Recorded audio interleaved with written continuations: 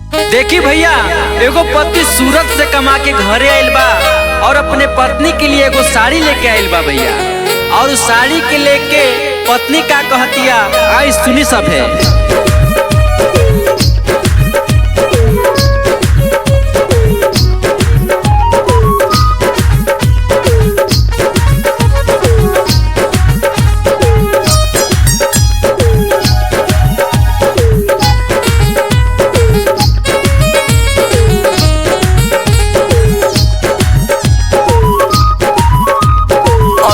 तू साड़ी ले अइला बलम, पहिरे में हमरा त लागे शरम।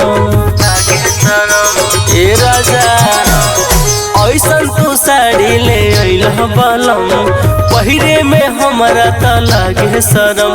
करी कौन उपाय नहीं कुछ बुझाए, करी कौन उपाय नहीं कुछ बुझाए। सभे देखे नजरिया भर के,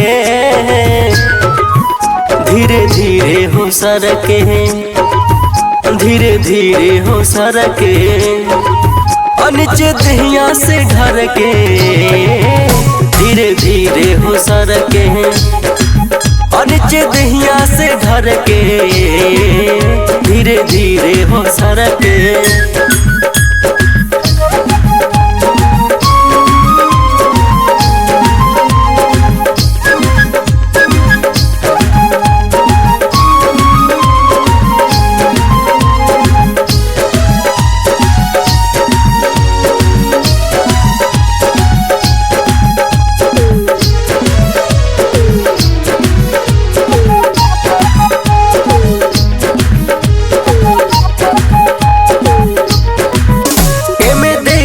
सब यार पार लहू के, घोरे घोरे बदनिया हमार लहू के।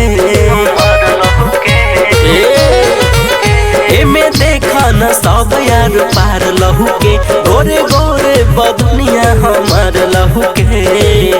देखा न ये रजऊ आर पार लहू के हो, गोरे गोरे बदनिया हमार लहू के।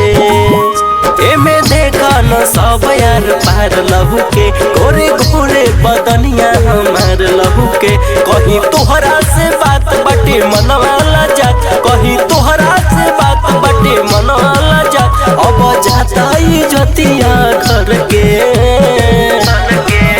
धीरे धीरे हो सरके, धीरे धीरे हो सरके, नीचे दहिया से ढर के, धीरे धीरे हो सरके, नीचे दहिया से ढर के, धीरे धीरे हो सरके।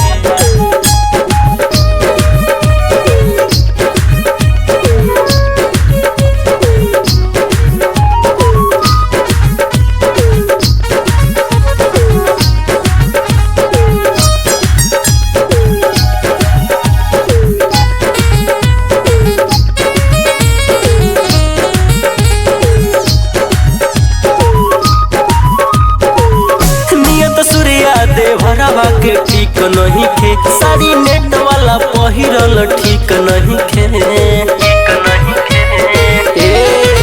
नियत सूर्या देवरवा के ठीक नहीं खे, साड़ी नेट वाला पहिरल निक नहीं खे। सूर्या देवरवा के नियत ठीक नहीं खे, साड़ी नेट वाला पहिरल निक नहीं खे। नियत सूर्या देवरवा के ठीक नहीं खे, साड़ी नेट वाला पहिरल निक नहीं खे। बटे बहुते झमेल धर्मेंद्र पटेल, बटे बहुते झमेल धर्मेंद्र पटेल। दिखाए ने वो हरदम लड़के,